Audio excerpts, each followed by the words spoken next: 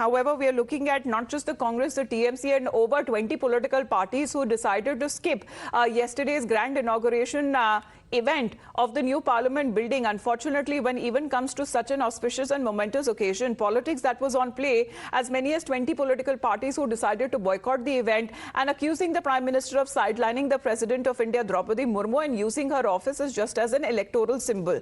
However, hitting out at also the Prime Minister, the Congress and the other political parties have now been calling him as a dictator, as an authoritarian. Sirsa साहब, good morning sir. यहाँ पर जिस तरह से opposition parties हमने देखा, RJD की तरफ से भी जो कल ट्वीट आया था, ताबूत के साथ कंपेयर करा था नई संसद पार्लियामेंट बिल्डिंग को. सर, यहाँ पे ऑपोजिशन पार्टीज का हमला अभी भी जारी है. सर, क्या कहेंगे उन्हें? उनका हमला तो जारी रहेगा. उनकी फ्रस्ट्रेशन है.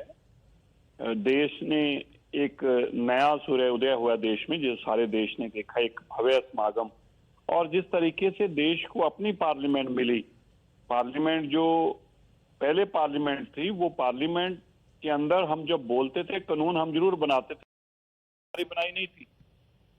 इसलिए ये जो भावना थी देश के लोगों की, इस पार्लियामेंट की अहमियत भावनात्मक तौर पर बहुत ज्यादा थी.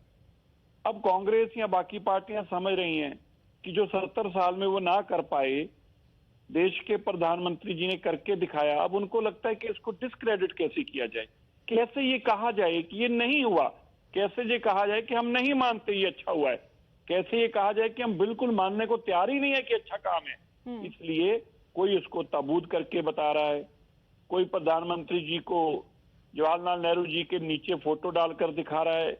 कांग्रेस इस कदर नीचे आ गई, उनकी फ्रस्ट्रेशन, उनके सिस्टम में लोग जो काम करें उनकी फ्रस्ट्रेशन, अपने लीडर को बचाने की फ्रस्ट्रेशन, कांग्रेस किस हद तक चलेगी किसी ने देश में कल्पना ही नहीं की थी.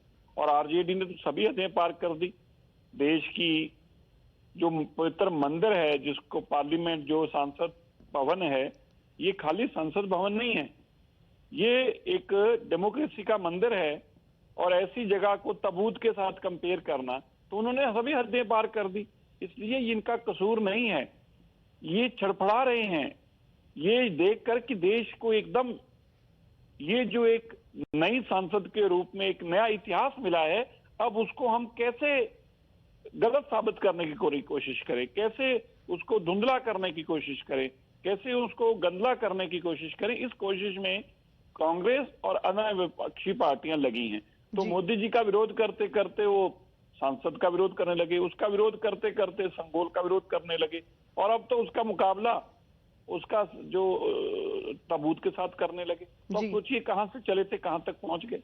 जी Sirsa Saab, thank you very much for joining us here on the broadcast. So that is the BJP there condemning, however, when it comes to the opposition stand, especially when it comes to the RJD, that went a step further and juxtaposed new parliament's image, that of a coffin's image, triggering a massive political war of words that have also happening. In fact, when it comes to a divide within the opposition parties, there have been some parties who have not completely come out in support of the RJD, and a tweet that it was posting comparing the picture of a coffin with that of the new parliament building.